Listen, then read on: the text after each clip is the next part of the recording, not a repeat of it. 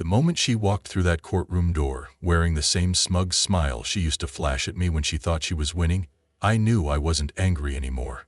I wasn't broken. I wasn't desperate. I was done. Done pretending I didn't know. Done giving second chances. Done letting her rewrite the story of our life like I was some footnote in her personal drama. This time, I was ready. This time, she had no idea what was coming. Because when she decided to cheat on me, she thought she could keep the house, keep the kids, and keep her little secret tucked neatly behind closed doors. But instead, she got exactly what she asked for. And then some. If you've ever been lied to, betrayed by someone who promised they'd never hurt you, then you already know how this feels. That cold burning realization that the person you trusted most is the one twisting the knife. If you've ever wished you could take back control, not with violence, but with quiet, calculated justice, then hit that like button. Subscribe if you believe that actions have consequences. Because this isn't just a revenge story. This is what happens when a man walks away with his dignity intact and makes sure the one who shattered it is left picking up the pieces. My name is David. I'm 38 years old, and up until last year, I thought I had a pretty solid life. Not perfect. Nothing ever is. But stable. I had a good job managing regional logistics for a construction supply company, a paid-off house in the suburbs, 2 kids who still thought their dad was a hero, and a wife I'd built a whole future around. Her name was Megan. We'd been married for 11 years, and for the first 7 or 8, I'd have sworn we were rock solid. We had inside jokes, a rhythm, a shared Google Calendar, and matching toothbrush holders, the kind of stuff that feels unshakable. Until it isn't. I first noticed the change in her the way most men do, slowly, then all at once. Megan started going out more. Book club, she said. Then networking events. Then girls' night. Always at odd times. Always last minute. She was glued to her phone, laughing at messages she wouldn't let me see, always turning the screen face down when I walked in. And the worst part? I wanted to believe her. I didn't want to be that guy. Paranoid, controlling, checking her location like some insecure teenager. I loved her. I trusted her. So I said nothing.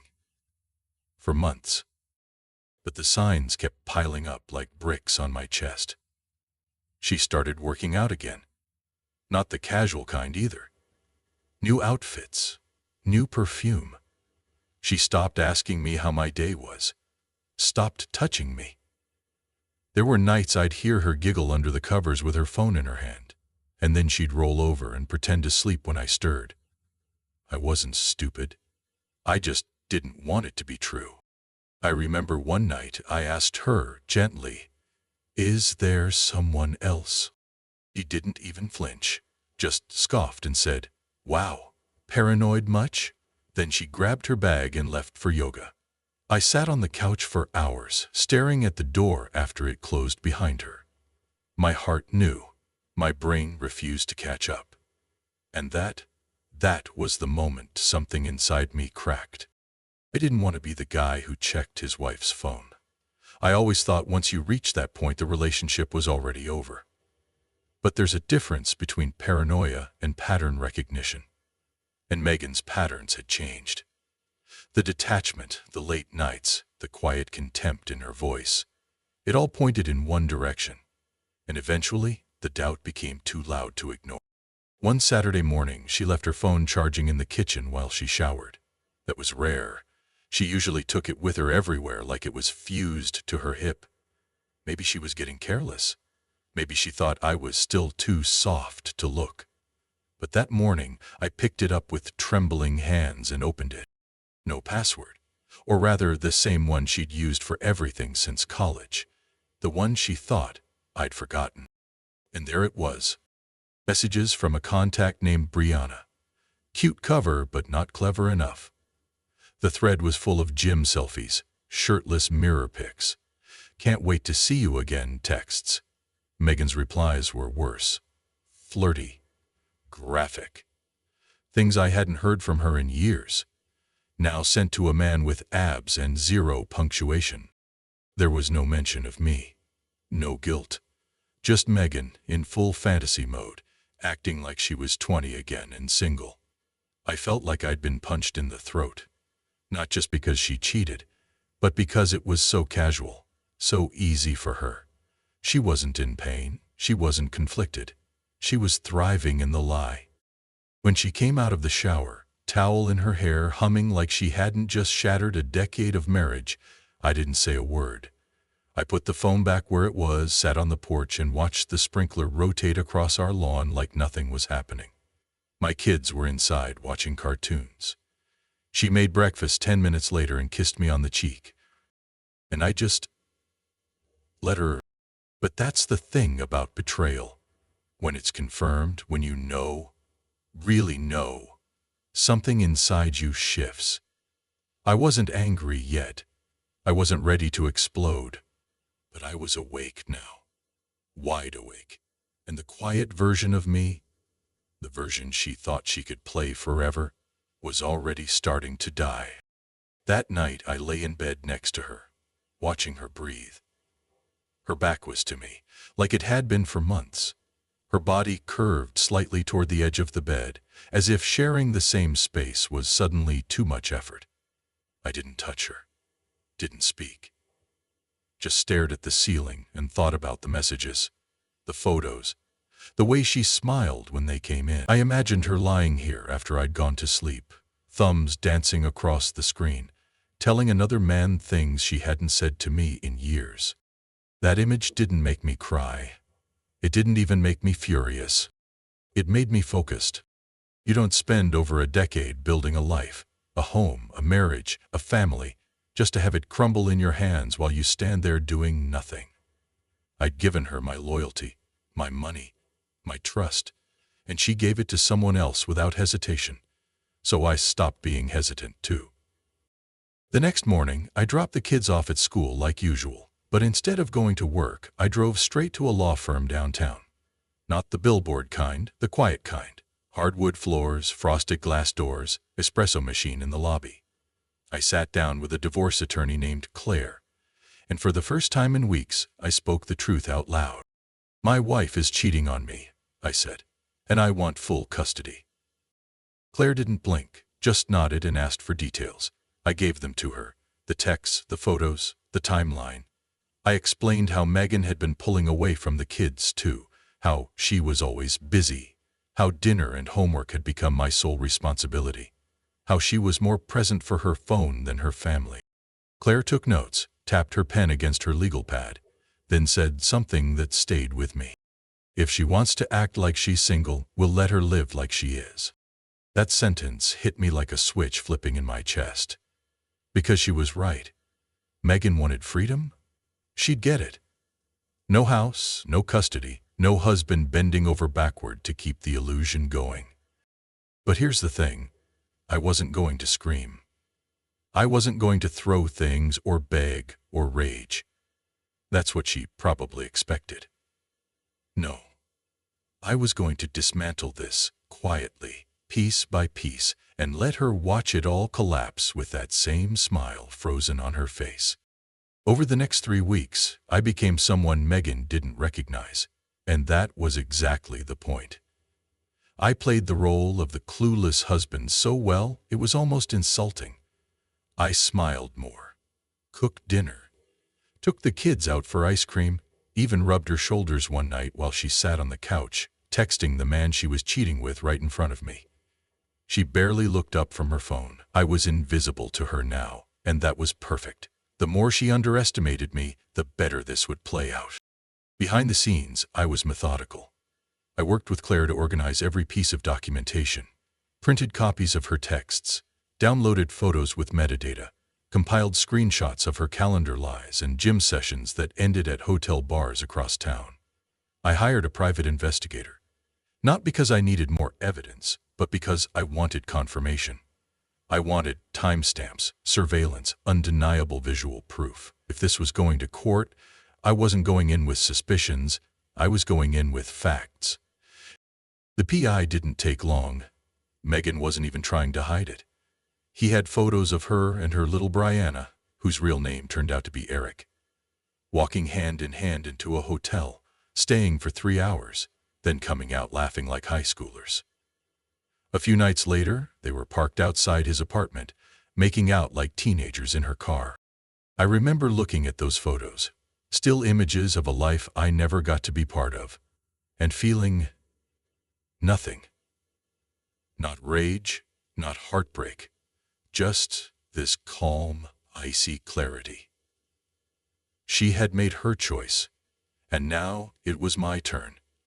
Meanwhile, I began preparing the financial side. I quietly moved half of our liquid savings into a separate account with my name only. Legal, clean, documented. I changed the passwords to anything that belonged solely to me. Email, work portals, my investment account. I opened a post office box to start redirecting important mail. I backed up everything, family photos, important documents, even the kids' school records, onto a private drive. I scheduled therapy sessions for the kids, just in case. Not because they knew what was happening yet, but because I knew what was coming. I wasn't going to let them be blindsided like I was. They deserved structure, stability, one parent who wasn't lying to them. And Megan? She never noticed. She was so wrapped up in her affair, so busy bathing in her fantasy, that she didn't realize the ground beneath her was already being pulled away, inch by inch. She thought she was in control. She had no idea. It happened on a Thursday, a quiet, forgettable Thursday. The kind of day that wouldn't mean anything until it became the day everything changed. Megan was in the kitchen, pouring herself coffee like she hadn't spent the night at book club, and I was sitting at the table, flipping through a manila folder Claire had prepared for me. Inside was everything. Printed screenshots, photos of her with Eric, the custody proposal, the divorce papers, all in order, all legally sound. She didn't notice me watching her. She never really looked at me anymore, just floated through the room like I was a piece of furniture. That made what came next even better. "I need you to sit down for a minute," I said calmly, folding the folder shut and setting it in front of me. She blinked, surprised I'd even spoken to her in that tone. "What is it?" I motioned to the chair across from me. "Just sit, please."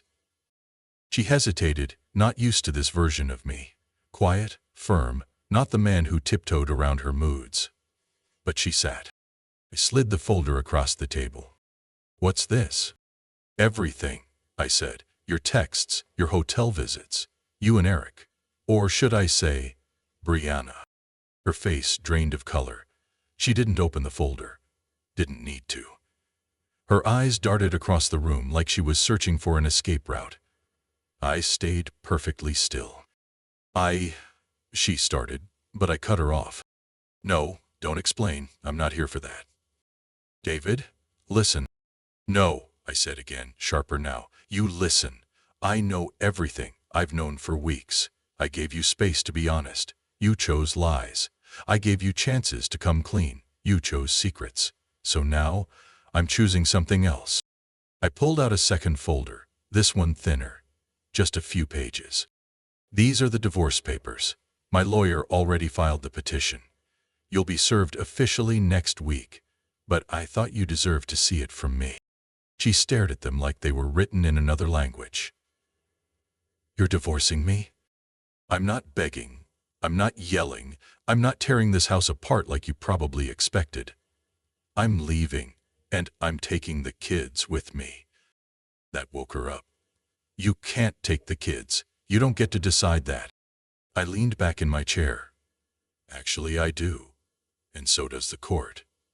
And the court is going to see a mother who's been neglecting her children, lying to her husband, sneaking out at night, and spending family money on hotel rooms. Meanwhile, the father has documentation, stability, a clean record, and the support of two very good lawyers." She looked like she'd been slapped. "And the house?" she asked, voice thin. "In my name. Bought before we got married. You'll have 30 days to vacate once the papers are processed." "Davy, you're blowing up our whole life over a mistake." I tilted my head, genuinely curious. "You mean the mistake you made repeatedly? The one you built an entire second life around while telling our kids you were busy with work?" She had nothing to say to that, just sat there, mouth slightly open, eyes wide. Not crying, not yet. Just stunned. I stood up, collected the folders and said, "You wanted freedom, Megan. Now you've got it. No husband, no kids, no house. Enjoy your new life." Then I walked out of the kitchen, leaving her sitting at the table in silence, staring at the ruins of everything she thought she had under control. For the first few days after our conversation, Megan pretended like it hadn't happened. She walked around the house in a daze, still sleeping in our bed, still trying to make small talk over breakfast like we weren't standing at the edge of a legal war. But everything had changed. I was polite, cordial even, but detached. My tone was flat. My eyes no longer lingered. I didn't argue, didn't react, didn't play her game. That terrified her more than if I'd scream. A week later, she was officially served. The expression on her face when she opened the envelope was one I'll never forget. A cocktail of shock, betrayal, and panic. She tried to confront me again, but this time her voice cracked. "You're really doing this?" she asked, holding the papers like they were some kind of mistake. I nodded. "This is the most honest thing that's happened in this house in months." She didn't respond, just stood there, frozen, like she couldn't process the fact that I wasn't folding the way I used to.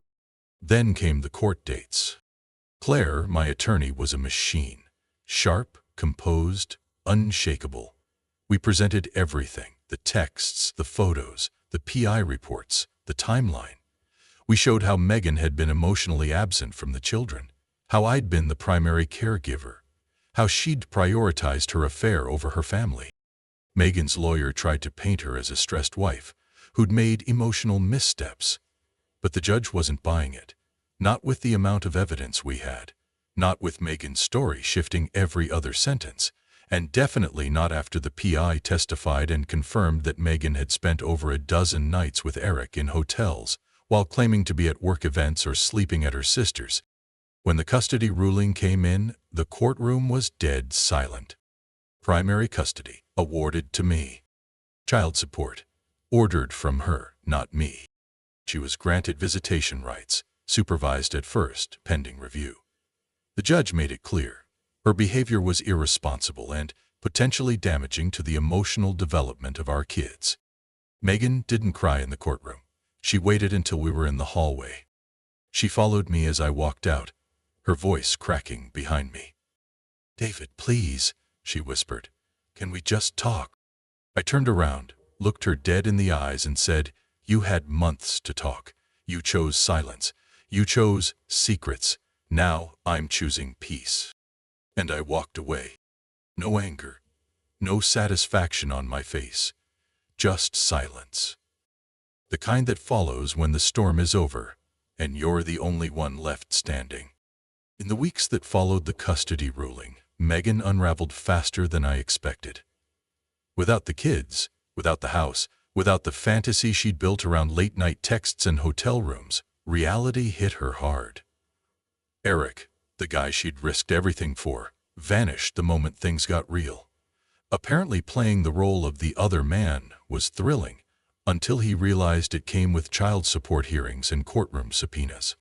She tried reaching out to me several times. At first it was angry texts, accusations, blame. She said I turned the kids against her, that I ambushed her in court. I didn't respond. A week later, her tone changed. The messages became softer, pleading. She wanted to talk, to heal, to co-parent in a healthier way. I still didn't respond. I wasn't interested in being her emotional landing pad just because her affair didn't end with a fairy tale. I wasn't angry anymore.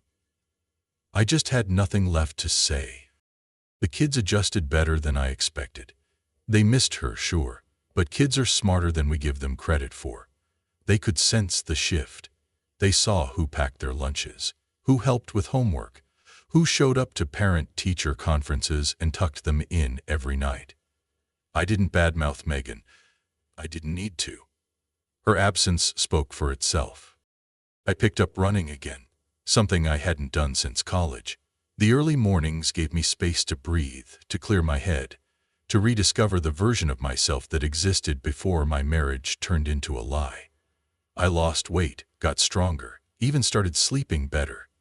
My coworkers noticed, friends reached out. I wasn't the tired guy with shadows under his eyes anymore. I was coming back to life. One night, maybe 2 months after the court date, I got a text from an unknown number. Just 3 words. I miss you. I stared at it for a while. Not because I considered answering, but because it felt so empty. Like a balloon with no air left in it. There was a time that message would have broken me. Now, it meant nothing. A ghost trying to haunt a house that no longer existed. I deleted it and went back to folding laundry. It's strange how quiet life becomes after chaos. At first, it feels unnatural, like you're waiting for the next blow to land. But then, slowly, you start to realize that peace isn't just the absence of noise.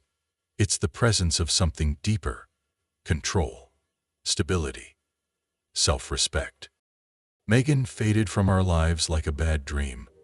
The supervised visits fizzled out after a few months, not because I fought them, but because she stopped showing up. Excuses turned into silence. I think once she realized the kids were thriving without her drama, it became easier for her to disappear than to face what she'd done. And as much as that hurt me to admit, it was better for them. They didn't need half-truths and broken promises. They needed consistency, love, safety, and I gave them that. One night my daughter asked if Mommy was ever coming back. I paused, searching for the right answer. Something honest, but kind. Eventually I said, "She might, but no matter what happens, you'll always have me." That was enough. Looking back, the betrayal still stings. Not because of the affair itself, but because of how easily she threw away the life we built. I wasn't perfect. I worked long hours. I forgot anniversaries sometimes. But I never lied. I never betrayed her. And she mistook that steadiness for weakness. She thought I'd never fight back, never see through the act, never find the strength to leave. But I did. And in doing so, I found myself again. I learned that sometimes the most powerful thing you can do isn't explode. It's detach. It's walking away without burning down the house, because you already know the fire won't touch you. You're beyond it now. It's been almost a year since the divorce was finalized. The house feels different now. Quieter, but not empty. The kind of quiet that lets your mind settle. The kids laugh more. I laugh more. Mornings aren't rushed and tense like they used to be. Even the air feels lighter, like the walls finally exhaled after holding their breath for too long. Sometimes people ask if I'd take her back if she apologized, if she begged, if she changed. The answer is simple: no. Not because I hate her. I don't. In some strange way, I hope she finds peace. But there are some lines you don't cross and still expect to be welcomed home. Forgiveness doesn't always mean reconciliation. Sometimes it just means letting go, completely and never looking back. I've learned a lot about betrayal, about love, about what it means to be a man who doesn't lose himself in someone else's chaos. And maybe most of all, I've learned how to rebuild on my terms, brick by brick, with no lies under the foundation. So if you've ever been betrayed, if you've ever felt like the floor got ripped out from under you, just know there's life after it, a better one you build with your own hands. And that kind of life, no one can take from you. If this story gave you chills, or maybe reminded you of your own, hit that like button. Drop a comment and tell us, what's the most satisfying revenge you've ever seen or experienced? And don't forget to subscribe for more true stories where justice doesn't scream, it whispers. Because sometimes the most powerful revenge is peace.